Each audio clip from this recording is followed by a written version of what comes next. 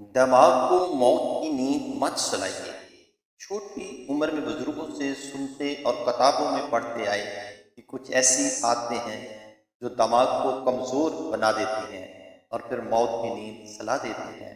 ان میں سے نمبر 1 دیر رات تک جاگنا، نمبر 2 صبح میں دیر تک سونے رہنا، صبح دیر تک سوئے رہنا، موزہ پہن کر سونا، نمبر 4 ناشتہ نہ کرنا یعنی بھوکے پیٹ رہنا، نمبر 5 کھاتے وقت اخبار یا کتاب پڑھنا، ٹی وی دیکھنا، نمبر 6 بہت زیادہ میٹھی چیزیں کھانا، نمبر 7 پیشاب کو بلا وجہ دیر تک روکے رکھنا۔